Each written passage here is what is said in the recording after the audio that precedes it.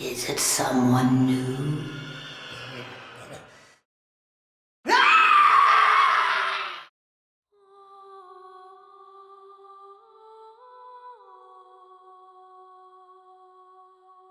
Is a man not entitled to the sweat of his brow? I chose something different. I chose the impossible. I chose Rapture. Chosen undead, your fate is to succeed the great Lord Gwyn, cast away the dark, and undo the curse of the undead. But your progenitor found a fourth, unique soul, the dark soul. Gwyn has blurred your past. Would you kindly? Powerful phrase. Familiar phrase. Would you kindly head to Ryan's office and kill the son of a bitch? Nice work, Bio. I had a lot of business partners in my life, but you, of course, the fact that you were genetically conditioned to bark like a cocker spaniel when I said, "Would you kindly," might have had something to do with it. In the end, what separates a man from a slave? Money? Power? No. A man chooses. A slave obeys. A man chooses. A slave obeys. Obey! Is a man not entitled to the sweat of his brow, or a kingdom through conquest? The impossible was created in Lord Gwyn and Rapture. One man took their ambitions to establish a new world order built on top of the formless past. Another man built a paradise where the greatest minds could be free. Both Dark Souls and Bioshock offer similar themes on power, free will, and share many similar design philosophies, despite being wildly different games. These are two games that after all these years I can't get out of my head. I find myself frequently saying it's just like Dark Souls or it's just like Bioshock when engaging with new games, highlighting these titles' influence on me and the games industry as a whole. I also want to make it clear that this is a comparison of two titles I love and not a statement that these games are the same, one is better than the other, or that these are the only games to engage with these concepts, design philosophies, and means of storytelling. This is simply a love letter to both games that continue to set the bar for me as games as art or games that make the player think.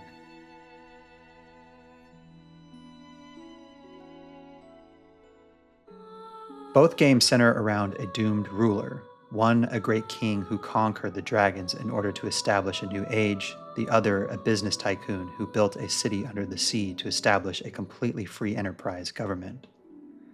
These leaders of the kingdom above the clouds and the paradise below the sea would ultimately meet their demise at the hands of a chosen individual, guided by forces not entirely within their control. Gwyn in Dark Souls was one of the four lords who found power within the First Flame. He became a great ruler of armies and established a family dynasty. He would lead his fellow lords in a conquest over the dragons. His role would be to peel apart the everlasting dragon's scales with great bolts of lightning he was able to produce with the power of his Lord Soul found within the First Flame. With this coordinated attack alongside Nito and the Witch of Izalith, the dragons would be defeated, ushering a new age of fire with Gwyn as the ruler of this era. The shining city Anor Londo would be built to be his seat of power where he and his clan would rule. He kept other prominent figures close to him and his influence in order to maintain his rule, like Seath the Scaleless, the Four Kings of New Londo, and Frant, the Primordial Serpent. He and his kind would become the gods of this age, taking rule over the humans with an iron grip. The age would begin to turn against Gwyn when the Witch of Izalith attempted to replicate the First Flame. This would spawn the demons in Izalith and turn the witch into the bed of chaos. Gwyn's forces were able to contain the demons but not completely defeat them or the Bed of Chaos. Following this conflict, the first flame would begin to fade. Gwyn feared the fading of the flame and the emergence of an age of dark where humans would take over. This fear led Gwyn to brand the humans with the dark sign. This mark would diminish the dark that resided within all humans in order to stave off their potential power and threat to his rule. The undead would also be corralled and imprisoned within the undead asylum as an additional measure to protect the potential threat of any undead usurping his rule. In a desperate attempt to continue his age of fire, Gwyn would sacrifice himself by linking the first flame. This would result in the age continuing, but it left him a husk of his former self and power. His body would remain to guard the first flame for eternity. Gwyn was willing to lose everything in order to keep the first flame and his rule alive. As a boy in 1919, Andrew Ryan fled to America, believing it to be a place where a great man could succeed. He later changed his name to Andrew Ryan to fit within American assimilation. For a time, Ryan was devoted to his adopted country of America and grateful for the wealth and fame it awarded his determination. He managed to get rich by striking oil on his property and investing wisely afterwards. He was among the wealthiest men in America, owning Ryan Oil, a large chunk of America's coal, and her second largest railroad. However, the state-run social programs created in the 1930s increasingly tested Ryan's devotion towards the country he loved so much and its ideals. He believed that those who benefited undeservedly from others were parasites. In Ryan's philosophy, one could only own what one earned. When the government attempted to nationalize the forest he owned as parkland, his response was to burn it to the ground, to deny it to the parasites. The final straw for Ryan and his love for America was the destruction of Hiroshima with the atomic bomb. The bomb represented the greatest corruption of his ideals, being that science and determination was used for destruction. Ryan's response to this was to use his entire fortune to build Rapture, a community where the artist would not fear the censor, where the scientists would not be bound by petty morality, where the great would not be constrained by the small. At the depths of the Atlantic Ocean was the only place the parasites could not reach. When Rapture was completed, Ryan filled it with thousands of the world's best and brightest individuals. For a time, Rapture was everything Ryan had dreamed of, a paradise of freedom and prosperity. From 1946 to 1958, Rapture experienced tremendous economic progress and solid political stability. As Ryan predicted, citizens in Rapture created a culture of entrepreneurship that was unrivaled, with numerous businesses established and unprecedented scientific advancements, including the discovery of atom by Bridget Tenenbaum. Ryan's greatest supporters maintained control in many of the sectors of the city, such as Sander Cohen in Fort Frolic and J.S. Steinman in the Medical Pavilion. By populating a city with ambitious experts, opportunists, geniuses, and breakthrough artists, Ryan set up a top-heavy class system. This skewed system allowed Frank Fontaine, the fishery owner and black market operative, to establish Fontaine's home for the poor. Later, these poor houses were used by Atlas to rise to political power and challenge Andrew Ryan's leadership. To keep Rapture safely hidden from the parasites, he forbade unauthorized contact with the surface. Intending for this to be his only law, Ryan accelerated the black market for smuggled goods, allowing Frank Fontaine's criminal enterprise to rise. This would initiate a civil war in Rapture's decline. Fontaine's illegal profits enabled his business to expand, placing him in a good position to fund and exploit the new atom industry. Sensing that the, quote, great chain was pulling away from him, Ryan finally realized that Fontaine was behind some of the illegal activity, which soon revealed itself to be a huge smuggling operation, began to take steps to curb his influence. To obtain proof of Fontaine's smuggling, Ryan ordered investigations into Fontaine and his men. These efforts eventually were successful in destroying the smuggling operation, but Fontaine remained elusive. To further retaliate, Ryan implemented a highly unpopular law, being that smuggling was the equivalent of treason, making the crime punishable by death. Fontaine succeeded in his scheme to fake his own death, with his new identity as Atlas proved to be much more dangerous than Fontaine due to his cultivating of an elevated reputation as a man being one for the poor. By comparison, Fontaine was looked upon as a thug by much of Rapture's citizens, while Atlas was beloved by the have-nots by telling them what they wanted to hear and supplying them with handouts, and represented an alternative to Ryan's philosophy. In the aftermath of Fontaine's death, Ryan took a step that many took to be a betrayal of his philosophy, which was the nationalization of Fontaine futuristics. Although he built Rapture to escape big government, he was willing to compromise his principles. When Atlas became a considerable threat to Rapture's stability, Ryan's security was set in to wipe out Atlas and anyone who stood in their way, which failed when the revolutionary and several of his men managed to escape. In the broadcast that night, Ryan offered a toast to the city that 1959 might be Rapture's finest year. On that same night, there was an attack at the Kashmir restaurant, where a masquerade ball was thrown for Rapture's elites. Ryan was supposed to attend the party, but was stuck at work in Hephaestus. During the festivities, a group of Atlas's revolutionaries launched a terrorist attack on the restaurant. This came to be known as the first act of the Rapture Civil War. Ryan and Atlas then engaged in a guerrilla war that brought ruin to the city. Ryan refused to compromise with parasites and killers, and was intent on fighting to the end, believing that giving in to Atlas would bring down the entire city. Atlas, now desperate, was forced to use his ace in the hole. Frank Fontaine as Atlas sent Jack, the player character, on his journey to kill Ryan using the "Would you kindly" trigger phrase. The "Would you kindly" board outside of Ryan's office shows how he put together the clues connecting himself to Jasmine Jolene with Jack as their illegitimate son. Ryan decided to activate Rapture's self-destruct mechanism in a final attempt to put a stop to Atlas's plan. Whether Ryan knew Atlas was Fontaine all along still remains a mystery. In-game, Jack confronts Ryan, who is playing golf in his office. Ryan educates Jack about his true self, telling him of his birth, his conditioning, his experiences in Rapture, and the "Would you kindly" phrase. Ryan tells his son that fundamental choices between a man and a slave is that a man chooses, a slave obeys. Ryan then hands Jack the golf club he was using and orders Jack to kill him. Jack obeys, beating his father to death. The Vita chamber in Ryan's office was deactivated, so Ryan could not be resurrected. With Ryan eliminated, Jack takes the genetic key and unknowingly hands control of the city to Fontaine. When looking closer at these rulers and their behaviors, both were willing to sacrifice anything in order to maintain their power. With Gwyn, he was willing to take his own life to reignite the first flame. He also wanted to take on this task alone, likely refusing the advice and guidance of both his family and council. Some would consider this act to be resisting the natural course or nature of the world, like Koth or Aldea. Gwyn had built his kingdom upon the arduous fight against the dragons and wasn't going to go down easily. If his legacy were to continue without him, then it would be worth it in his eyes. The main goal was to not let the fire fade. Andrew Ryan similarly resisted the course in which his city was going. He wanted to maintain his power and influence of his philosophy of free enterprise. Even in a city filled with the most powerful and intelligent people, someone has to scrub the toilets.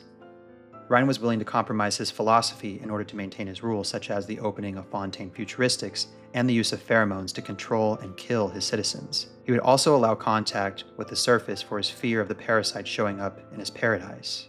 Ryan's treatment of Atlas and his men would also raise eyebrows and concern among the citizens, to say the least. Ryan was willing to compromise his ideals if it kept his city and its values intact, even if that meant sacrificing his own. Both rulers were also driven by fear to maintain their power. Gwyn would brand the humans with the dark sign in order to suppress their tendency towards the dark. They were also given the Ring City, as revealed in DS3, in order to keep them as far away from the lands of the gods as possible. He knew of the threat they presented because of their dark nature. He knew that it would only take one human to topple his kingdom. His response to the undead is in a similar fashion. He feared what they can do, so he would instruct his followers to lead them to the north in the undead asylum. Ryan also feared ordinary people, or those who did not have the means, abilities, capital, etc. to be successful in an entrepreneurial perspective. He also saw the less fortunate as a stain on the progress and acquisitions of the great. He knew that the rich and powerful could unite as they did in his rule in Rapture. They were like how the gods came together in Dark Souls. The few fear the many. He knew that one parasite could topple this system, and in this case, that came in the form of Atlas. Atlas was the representative of the less fortunate and can unite them all under one common ideology. This threat was the complete opposite of the individual can-do attitude his ideology promoted, despite that being a complete sham. His attempt to eliminate Atlas's followers would result in his downfall in the end, much like Gwyn. Remarkably, they did manage to build mostly functioning systems for a time. These models of leadership weren't similar to previous establishments and governments, but entirely new systems altogether. Gwyn's new leadership changed the literal world state from a stagnant, unchanging land to a land built upon the creation of disparity. He, alongside his fellow lords, was able to completely change the world, which was no small feat. Similarly, Andrew Ryan was able to establish an entirely new government separate from the major powers of the world and succeed in developing said form of government from a city below the sea. Both figures accomplished the impossible through power of force, capital, and intellect. The intentions might have been initially good or for the benefits of others. However, it does not hide the fact that their fear and beliefs ultimately doomed them from the start. Their fear of the small, the weak, and the lowly would ultimately be their undoing.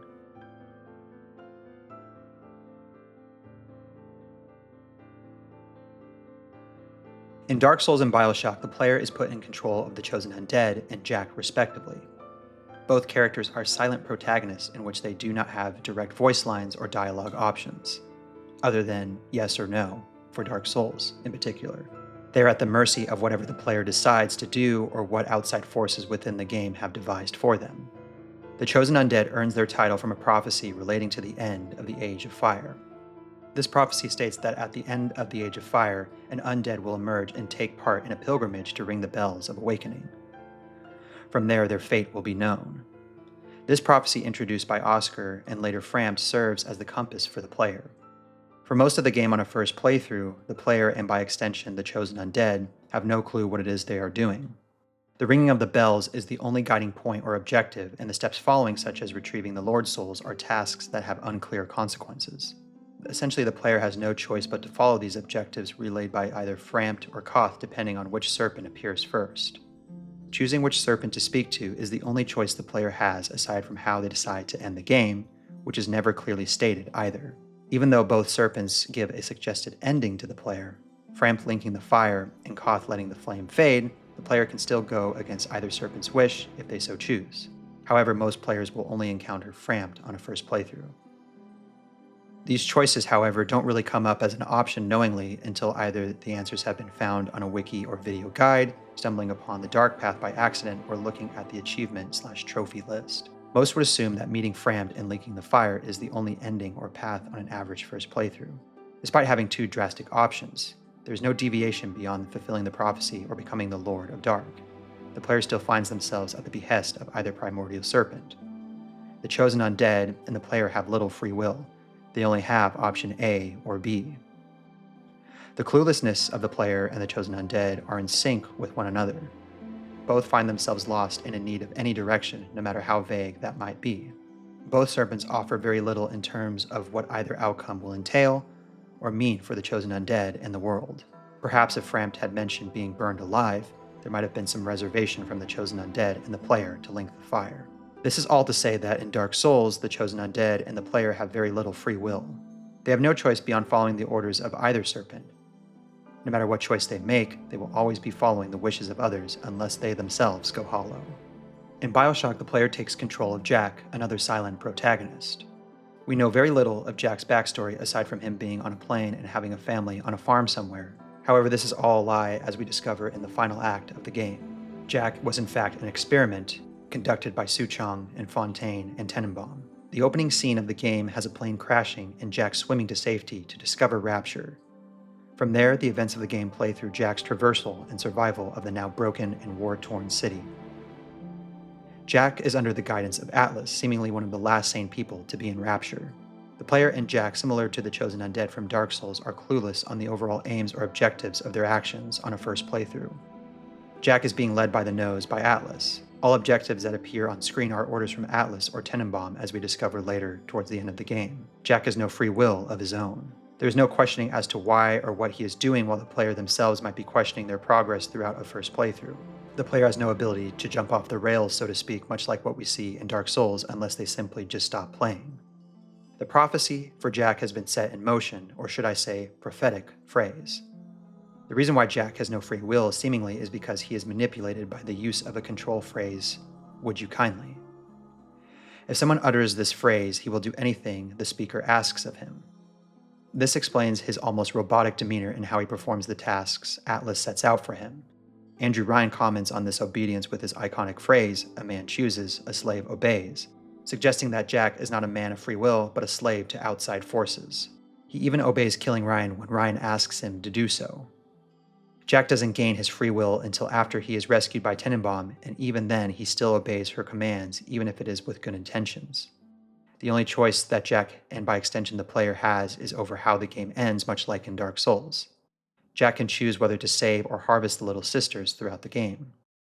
Saving the Little Sisters is the usual route and presents greater reward in Adam throughout the game, making it the obvious choice I am not one to judge, but I personally cannot bring myself to harvest them, which is why I don't have any footage of mine showing the bad ending of the game, where Jack and the Splicers essentially take over the world with nukes. The player, and by extension the characters they inhabit in both games, have little to no free will in gameplay, but also in thematic function. Yes, there are a million ways to approach builds in both titles, but the objective mostly remains the same. A playthrough is mostly the same in terms of progression. We have to get the Lord Vessel, we have to kill Andrew Ryan. Most games only offer so much on how they can provide different experiences on subsequent playthroughs, but very little comment on the fact with its narrative like these two do. In Dark Souls, the very nature of cycles is how we continue to experience the game. We are just ushering in another cycle when making a new character and starting a new run. In Bioshock, we are experiencing the mind control and manipulation of Jack over again, with the only choice to approach the Little Sisters differently. These events will play out the same no matter how the player decides to play. Both games present a very narrow experience to highlight the themes of the lack of control and player agency due to outside forces guiding their actions. Both characters and the player in these games have no free will. They are slaves to the powers that be, no matter if they choose the good or bad ending. In the end, they obey the orders given to them because there is no other choice.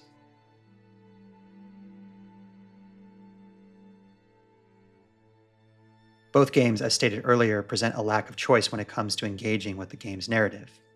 Contrary to narrative options, their gameplay does offer many ways to approach combat, from the countless builds in Dark Souls and the variety and utility of plasmids and firearms in Bioshock. The main narrative force that drives the Chosen Undead is the so-called undead prophecy developed by Gwyn and promoted by his followers, most notably Kingseeker Frampt. Prophecy is relayed initially through Oscar of Astora and the Undead Asylum. Here he states that if an undead rings the bell of awakening, their fate will be known. This is our main sense of direction moving forward. However, the Crestfallen Knight adds that there is 2 bells of awakening instead of 1 that needs to be rung. This indicates that all the undead are following in the same steps, following the same prophecy. These undead simply do not have a choice but to follow the prophecy. The prophecy places the undead in a place of importance, but in fact they are marching to their doom. Making the subjects of self-sacrifice feel special is key to luring them into the flames. Frampt even aids to this with dubbing the player character as specifically the Chosen Undead. Being chosen to save the world, following duty and orders, is part of this system built by Gwyn and a failsafe to keep his age lit. No matter what the player decides to do, they have to either follow Frampt's prophecy or Koth's revelation of the Age of Dark. Common theories are that both serpents are the same being, since they both have the same voice and appearance, are 2 ends of one long serpent, in on one another's plans, or are simply working together. Regardless of theories, both serpents are essentially 2 sides of the same coin, mechanically speaking. Both offer the player direction and guidance from a narrative and gameplay perspective. Without their guidance, the player and undead would be lost in terms of what to do. They are both the controllers and enforcers of the narrative. They push it forward for the undead and frame it to fit their means and ends. In Bioshock, we see a similar presentation with free will. The "would you kindly" phrase is the driving force for player action and obedience towards Atlas and Fontaine. There is similar duality between Fontaine and Atlas, as can be shown with Frampt and Koth. In this case, they are indeed the same person. Atlas represented the shining example of rising up against tyranny and sticking up for the poor in Rapture. Fontaine represented the fear or boogeyman of the city that many wanted to sweep under the rug. His men had to operate in the shadows, much like the operatives of the dark, pun intended. Fontaine and his followers are the threat to the establishment in Rapture, much like the Dark is the direct threat to Gwyn and his Age of Fire. Atlas and Fontaine are 2 sides of the same coin as well. They are the light and the dark. Fontaine, being both figures, is the embodiment of evil or change within the walls of Rapture, no matter which face he chooses to wear. In the end, Fontaine would have his means met, similar to the primordial serpents. No matter what the Chosen Undead decides to choose, the serpents accept the results. Fontaine, had he lived, would have become the ruler of Rapture and used his power to take over the world, similar to what happens in the bad ending. We can thwart his plans if we choose the good ending, but even then, that was at the behest of Tenenbaum. Jack, much like the Chosen Undead, is following orders not only from a gameplay perspective, but from a meta-narrative one as well. The player realizes that they were never really in control of their actions all along. Both games seek to shatter the player urgency. The player and main character really don't matter and are subject to greater forces. Most games present objectives but make the player feel important the whole way through to make them feel accomplished or making a difference. The only sense of importance that comes from either one of these games is Bioshock's good ending. In the end, they still have to follow the primordial serpents or Atlas and Fontaine. There is no free will through the undead prophecy in Dark Souls, and no free will when under the control with the would you kindly phrase in Bioshock. We are at the control of the two-faced serpent and the two-faced criminal.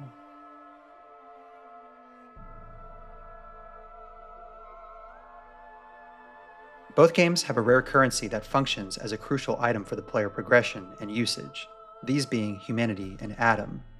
Humanity in Dark Souls is a small black sprite found on corpses. Little is known or understood about humanity and its properties. It is treated like a vital essence that keeps the undead sane. The more they lose it, the more they are likely to go hollow. Many gameplay functions revolve around the use of humanity, such as hollowing, kindling, item discovery rate, and even healing. It is the currency of the world besides just souls. Undead want more of it no matter how much they have. Going hollow is the last thing the undead want to happen, so finding humanity, even at the cost of slaying their own kind, is performed to pillage it. Adam is a substance in Bioshock that can rewrite one's genetic code.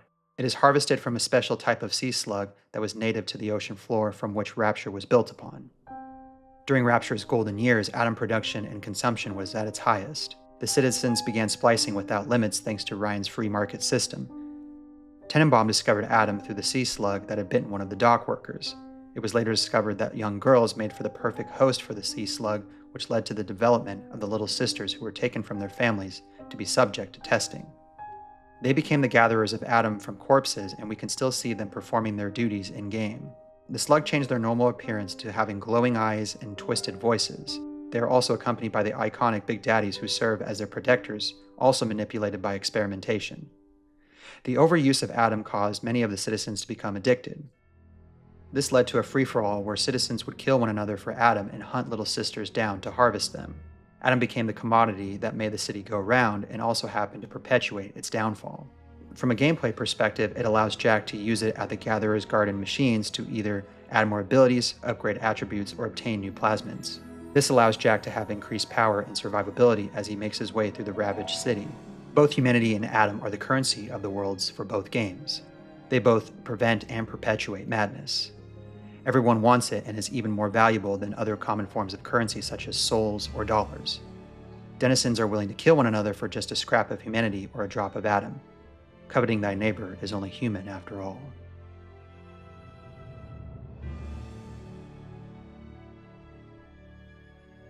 Both games have a shining city to represent the rules of Gwyn and Andrew Ryan with Anor Londo and Rapture, respectively.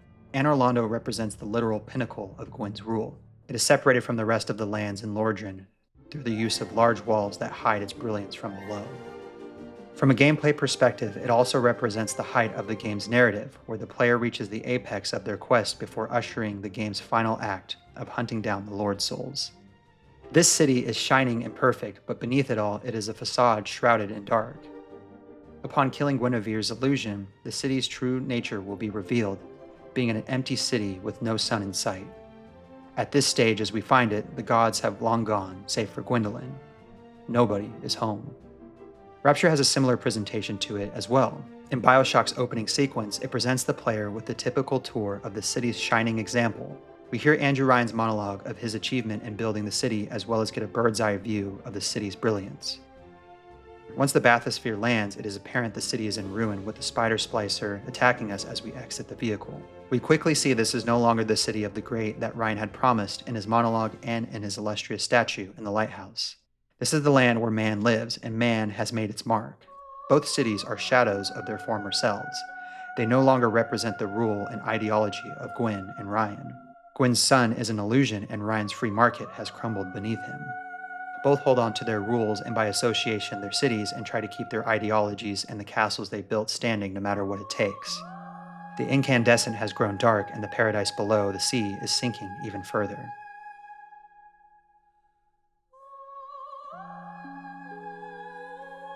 In Lordran, hollows can be found throughout various states of decay. Some have lost their sanity entirely, and others will attack us as we make our way through the various locations in Lordran. These people are husks, pun intended, of who they once were, and not too far off what we may become as well. Splicers also have a similar relationship to the player experience, where they are amalgamations of their former selves. They look human enough, but as we can see their faces, skin, and mannerisms, they have all become twisted and crazed due to their overuse of splicing. Both groups are victims of the systems that dictated the worlds they reside in. The undead became victim to the dark that was within all men and became fodder for the undead prophecy, as well as subjugation for Gwyn's rule. Each of the hollows we encounter was once a perfectly normal, insane person, but the curse and dark sign overtook them. Splicers also once had normal lives, as we listen in on many of the audio diaries scattered throughout Rapture. Many of them were ordinary people who wanted a better life promised by Rapture's system, but the overuse and addiction of Adam accelerated their demise. However, these enemies still evoke some sympathy. While they can be downright assholes to fight in numbers, their somewhat retained humanity remind me that they were people once.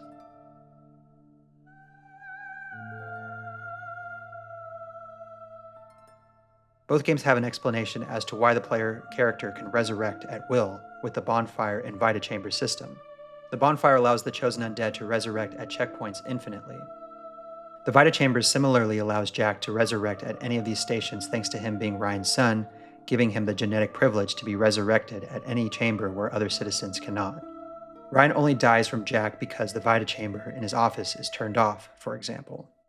Both of these systems offer in-universe and lore explanations as to why the player character can infinitely die versus simply just being resurrected through a game mechanic.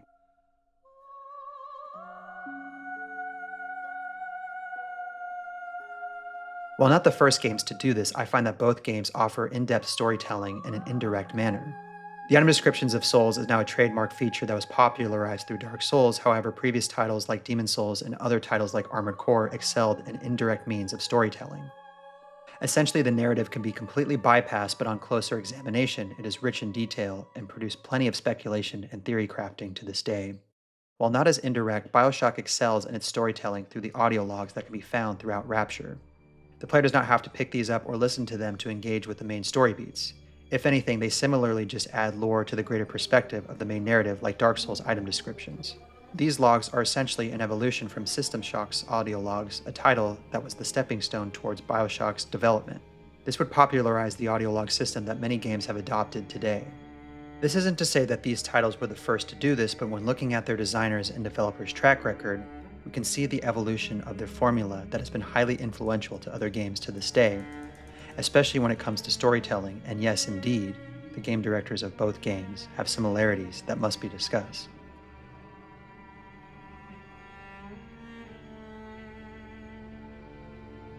Both Hidetaka Miyazaki and Ken Levine have been working to continuously improve upon their original designs. Ken Levine's work with System Shock 2 to Bioshock 1 and Infinite, and now to be released Judas, seems to be an evolution of the core gameplay elements found and established popularly in Bioshock. The same can be said with Miyazaki's vision established in Demon Souls and now pushed to its supposed limits with Elden Ring. Souls-like is arguably one of the most popular subgenres of games today. Both directors are titans of innovation and ingenuity, but also not afraid to repeat their themes and ideas again in follow-up titles. They are essentially attempting to push the boundaries of what is possible within these formulas. Miyazaki's design philosophy is most notably surrounding his approach to gameplay difficulty and storytelling, where he has stated that the difficulty of his games have no intention of being compared to others. The difficulty is a part of the process that gives players a sense of accomplishment by overcoming tremendous odds, while also incentivizing players to experiment more with character builds and weapons. He has stated that death in his games is used as a trial and error learning tool. Miyazaki has stated that he does not dislike direct storytelling, but prefers players to interpret it for themselves, as they get more value from it when they find out hints of plot from items or side characters. Levine's design philosophy can be boiled down with his term narrative Legos. The main idea of this philosophy is that players should have significant control over the story, with their choices and actions shaping the narrative and the game world. Levine also aims to create games where the narrative is not predetermined, but reacts to player actions, with the characters and events responding to the player choices and behaviors. Levine's approach involves creating characters with defined personalities that evolve over the course of the story, and events that happen as direct consequence of character actions, but also outside of their influence. While having very different approaches to gameplay and story directions, both of these designers have a formula in mind.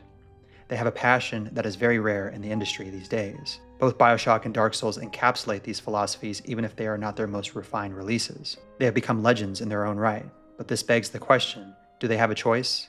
Is their design and approach to reinvent their formulas a product of their desires, the fans, or the corporations that hold them accountable for release dates and so on? Do Miyazaki and Levine have free will, or have their superiors simply asked, would you kindly remake Dark Souls, or would you kindly remake Bioshock? Thanks for watching. If you have any other thoughts on the similarities between these games or the obvious differences, feel free to let me know in the comments below. I would love to hear your thoughts and insights. This is something I would like to continue in the future, where we look at two unlike games and try to find similarities, so feel free to make any suggestions if you have them. If you like my thoughts on games, subscribe to the channel if you are new here, and give this video a like if you got something out of it. I appreciate the support in any way you like to show it. Thank you for watching, and remember that we all make choices, but in the end, our choices make us. Take care. I'm trying. Please. Once again, young Fitzpatrick. Oh, Colin, you sick fuck, let me out of there! Calm down now.